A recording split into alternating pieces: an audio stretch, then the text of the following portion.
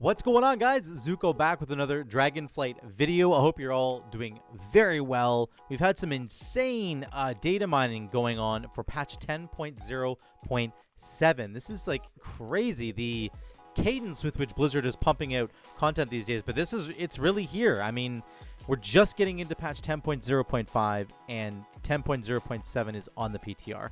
It's not quite up yet. I've tried getting into it. It's not quite there yet, but they're working on it, and they're working on a lot of stuff. So I'm going to talk in this video about class changes that are coming. We'll start with that. And then we're going to talk about the new Forbidden Reach dragon riding stuff going on. And then there's some new Primordial Stone system coming in. Yes, it is a system. We'll talk about that in a minute. So let's start with the big relevant class changes. Unfortunately, there's no Frost DK changes, which I think a lot of people were hoping for. So we'll have to wait maybe for a couple more patches. But I want people to be encouraged, because be encouraged that this kind of change is happening at all. Remember in like Battle for Azeroth when nothing happened for an entire expansion? Like once your character was set in like that expansion, it was like you're done. Like that's all you get. So I think it's important just to remember that Blizzard is making changes during the game, and they're making aggressive big changes. They're not scared to do it. So don't worry, your turn will be up. Frost DKs. Unholy DK, the biggest one here I think is Runic Mastery. This is just a straight up buff, increasing your rune regeneration rate. That's pretty good. Anytime you can get resource regeneration, that's really solid. Now, let's get to one of the biggest changes, and that's going to be Guardian Druid. I'm going to flip over here to an additional post that they had. Guardian Druid buffs coming actually in the next weekly reset. So that's a week from now. These buffs are coming. This is really cool. So, armor from Iron Fur just straight up going up by 20%. This is like a big deal. So when you press Iron Fur, it's 20% stronger. Okay. Now, on top of that, Reinforced Fur, which is right here, it used to give you 8% additional armor from Iron Fur, and now that's going up to 15. And then damage reduction from Barkskin is going up to 10% instead of 5. So big survivability in these nodes here. There's going to be a real interesting choice, I think, now between these nodes and what you were just defaulting to before. The biggest change, though, has to be Ursoc's Fury coming in here. Look at this. Now grants an Absorb Shield for 50% of the damage dealt, not 30%. And that works with Thrash and, of course, Maul, which is your main ability. But Maul is now an AoE ability because of Raise.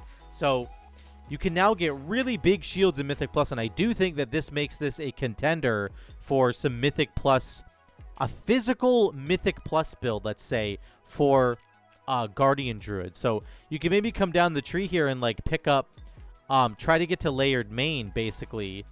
You can get there from Gory first, so you're good already. We'll get Gore.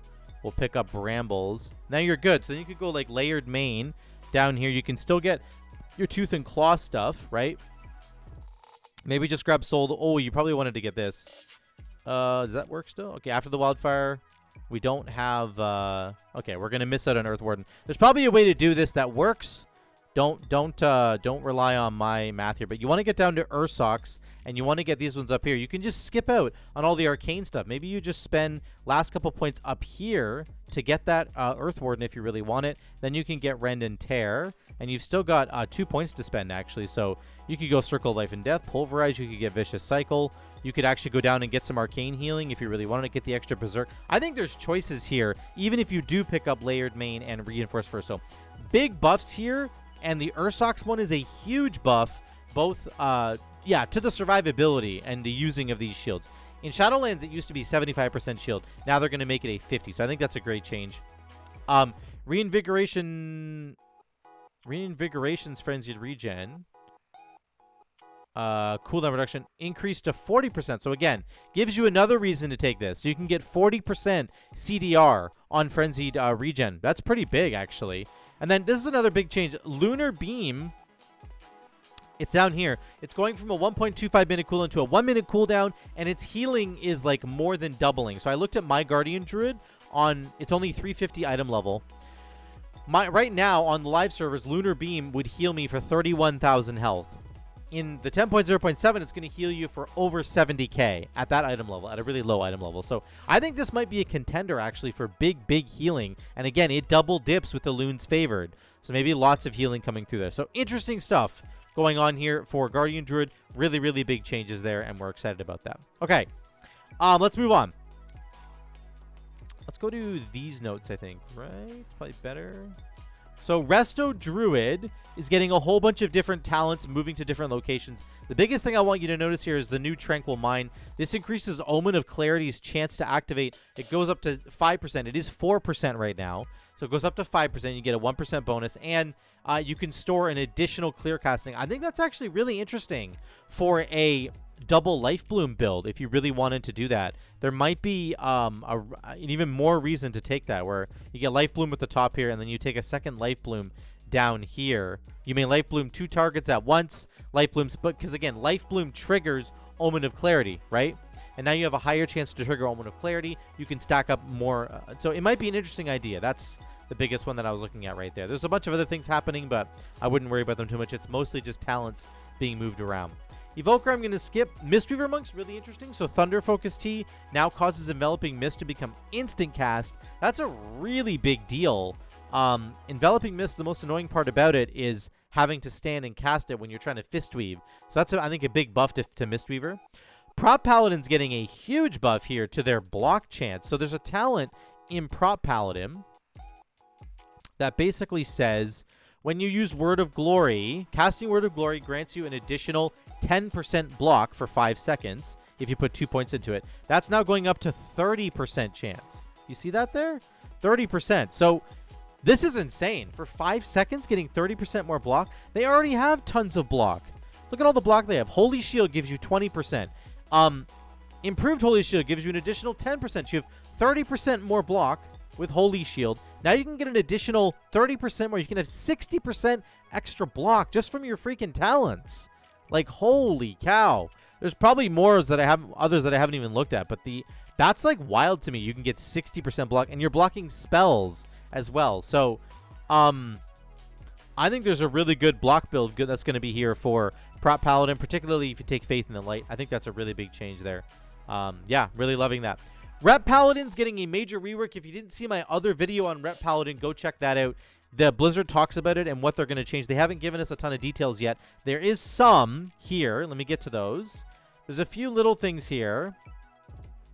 So we can see some changes to Divine Steed. This is part of what they said with mobility that they were going to change.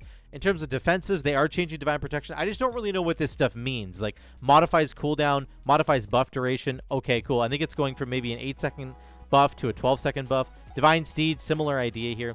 Here's some really cool things that are actually happening for Rep Paladin. Art of War is getting a buff, 8% more chance to trigger it. Really, really cool. Blade of Justice now is turning into a recharge system instead of a cooldown system. And from what I understand about that, it means that it can be affected by haste.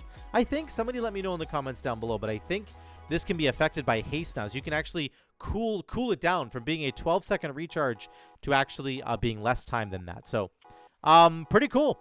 Yeah, not bad at all. Execution. There's other changes here that I wanted in my Rep Paladin video that they're not really doing. And again, these are just some of the preliminary things that we're seeing. Execution sentence going from a 1-minute cooldown to a 45-second cooldown. Nothing really special there. Final Verdict is getting 10 more yards of range, which is insane. So on the single target build for Rep Paladin, you'll have a 20-yard Final Verdict. You'll have Judgment that you can throw. You have Hammer of Wrath you can throw. You have Divine Toll, which sends out a bunch of judgments. Like, you have a ton of ranged abilities, which essentially... Oh, you can use Blade of Justice at range as well. So, kind of insane. Expurgation's getting a buff. Instead of it triggering from your critical strikes, it just triggers all the time whenever you press Blade of Justice. So, that's a massive buff, actually, to Expurgation. Really, really incentivizing you to take that talent. Improved Judgment now reduces the cooldown of Judgment and Crusader Strike. Again, probably a buff in single target, not a buff in AoE as much, but really, really cool. Then there's some other changes that are kind of whatever. So, Rep Paladin, the initial thoughts on Rep Paladin, looking good, probably moving in the right direction. We need to see some more from what the developers are doing. Then we're going to move down to, what's on my list here? Rep Paladin, we did that. Shaman. So here we go. Let's talk about Shaman. Lots of positional talents getting moved around, and lots of big buffs coming in to Chain Heal, in particular, for Resto Shaman. Let me just flip over here. So Tidebringer is the first one that's up. This is a PvP talent that's getting moved into regular talents. So every 1 second the cast time of your next chain heal is reduced by 50%, and it jumps further. Really, really good for raid. And it makes your chain heals instant cast. Your next 2 chain heals are instant cast. So that's actually a massive, massive buff, because even though it's not giving you more throughput necessarily, it is because you're casting them so quickly, right? Very cool. Some other big bonuses here. They're buffing our damage to Resto Shaman, which they don't need it at all, but they're getting a buff to it. They're getting rid of Call of Thunder, and they're just baking it in, baking the damage into your kit. So your Chain Lightning and your Lightning Bolt do more damage now, which is absolutely crazy. Here's the big chain heal stuff. Ancestral Reach, that actually hasn't changed. That's just the tooltip looking different. It's actually the same. Ever Rising Tide is gone. So that's this talent down here. It's going to be gone. Thank God. Flash Flood. The tooltip writing is just changing. Flow of the Tide. This is really big. So this is right here on the tree. It says casting chain heal on a target affected by Riptide consumes the Riptide and increases the healing of your chain heal. Now it also causes it to bounce an additional time. So both of the talents here in this choice node cause your chain heal to bounce an additional time. Guess what? Unleash Life also makes it bounce an additional time. And then the new Nature's Focus. Let's go down to that. Nature's Focus. The primary target of your chain heal is hit 40% harder, and it bounces an additional time. 40% more healing on chain heal is actually outrageous when you pair it with the Unleashed Life bonus, which is 15%. So now you have a 55% bonus initial heal on chain heal, and it's bouncing to 3 targets. 1 from here, 1 from Unleashed Life, 1 from Nature's Focus. So the initial chain heal, sorry, I'll click on it. It hits 4 targets in total. Your initial target plus 3. Now it gets an additional plus 3. 7 targets in total for your chain heal to bounce to. Then you can get High Tide and make it really disgusting. So this is a serious chain heal build now. There's a serious contender here for chain heal builds that I'm excited about. Now, a couple of other interesting talents here. Tide Turner. Lowest health target by hit by Healing Tide Totem is hit really hard. Spirit Walker's Tidal Totem. After using Mana Tide Totem, the cast time of your Healing Wave and Chain Heal is reduced. Once again, imagine if you had all 3 talents into Chain Heal, making it hit 7 targets, but it costs 0 mana, basically. 40% less mana for 10 seconds. This was like a legendary from Shadowlands. That's a cool idea. In Raid, let's say, you need to cover a cooldown. Instead of using like Ascendance or a Healing Tide Totem, you can just hit Mana Tide Totem and then just cast a bunch of chain heals that are going to bounce and hit 7 targets. So absolutely crazy stuff there. Water Shield's going baseline. Talents category changed from talents to specialization. That's really cool. Love to see that. So we're just getting mana for free. Now, they are nerfing Mana Spring Totem a little bit. They're cutting it in half. Instead of 400 mana to 4 allies, it's 200 mana. But we're going to get Water Shield back, which gives us 239 mana every 5 seconds. So it's a wash. It's a wash, basically. You're going to get both of them, which is good. Lightning Bolt damage is getting buffed because they are getting rid of... where is it here? It's got to be here somewhere. They're getting rid of Improved Lightning Bolt. I missed it. It's there somewhere. Improved Lightning Bolt. There it is. Improved Lightning Bolt is going away, so you don't have to take 2 talents here. They're just baking that into your kit baseline, so you get to spend those 2 talents somewhere else, which is super cool. And then the last thing I want to look at here is the updated, reworked Swirling Currents. This is super cool. So it used to say that when you pressed Healing Stream Totem or Cloudburst, your next Riptide and Healing Surge would be buffed. Now it just buffs all the healing done by Healing Stream Totem or Cloudburst. Really good. 20% more healing on Healing Stream Totem. Imagine running that with the Living Stream build that I was showing you in the last Shaman video that I did, where you can pump out 3 or 4 Healing Stream Totems at once if you want to with Totemic Recall. Absolutely insane that it's just going to be doing 20% more healing now just right out of the gate. So very, very cool buff to Swirling Currents and a couple Warlock changes. That's about it, guys, for the classes. So I wanted to burn through them as quickly as possible, but those are all the big changes that are coming. Again, Blizzard is not scared to make the big changes that they need to make these things relevant again. This is so cool that they're not afraid. I love how Blizzard is not afraid to make these changes. These are all really, really good changes, and I'm happy for them. And I think that Blizzard should be applauded for having the balls to make these changes that are necessary. Okay, we're done with those 2 tabs. We're done with that one. Let's go to the Forbidden Reach. We are, in fact, returning to the Forbidden Reach. Let me move this down here. This is going to be a little bit more appropriate for this. Okay, there we go. In a future PTR build, players return to the Forbidden Reach to learn more of the story of the Dracthyr Evoker awakening now that the defeat of Razageth has been secured. This zone includes new content for max-level players, delving into the troubles left behind by the meddling of the Primalists and the chaos that they've left behind among the elements. Players will discover hidden treasure rooms with Dragon-scale expedition, encounter new bosses and objectives, more storms, and new loot to add to their arsenal. So really cool. Here's what's happening.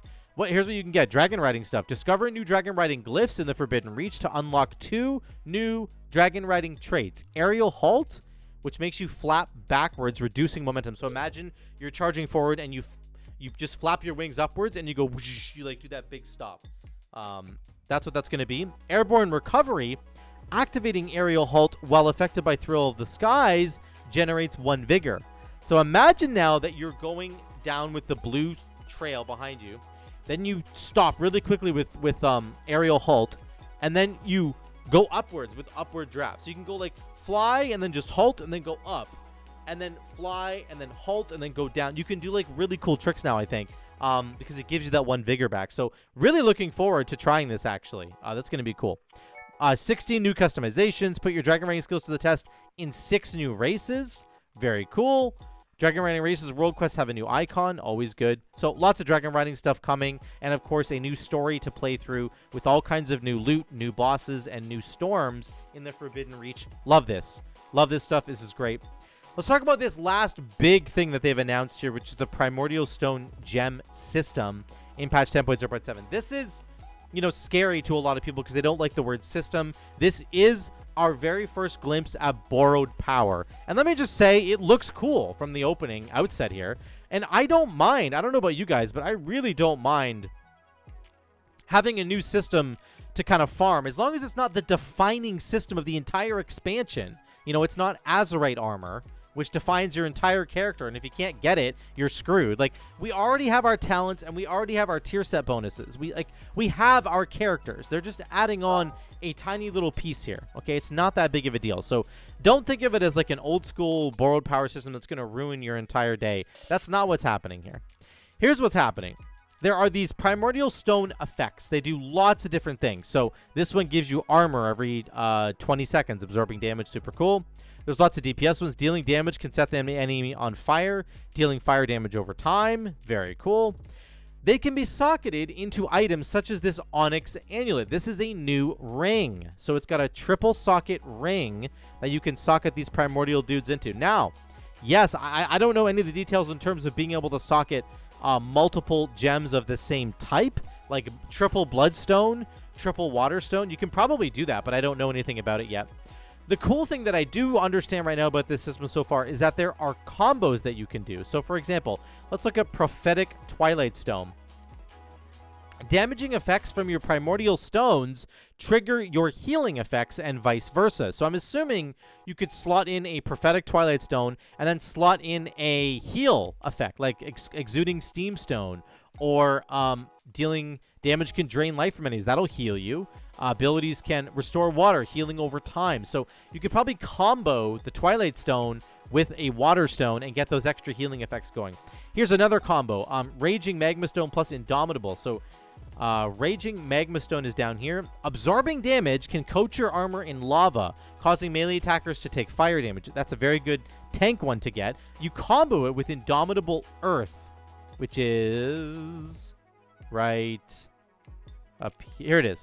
Taking damage can shield you in Earth, absorbing damage. So now you're taking damage and you're absorbing it with a shield. And then this says anytime you're absorbing damage, you're going to coat your armor in lava. So you're getting shields from this gem, and then the other gem is giving you this like melee thorns effect, this fire thorns effect. So super cool.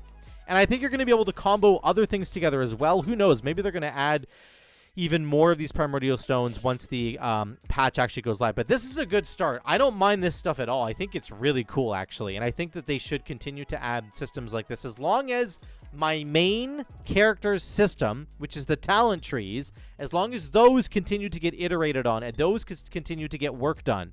Because they still, all of them need a little bit of work. They can always get a little bit of work, right?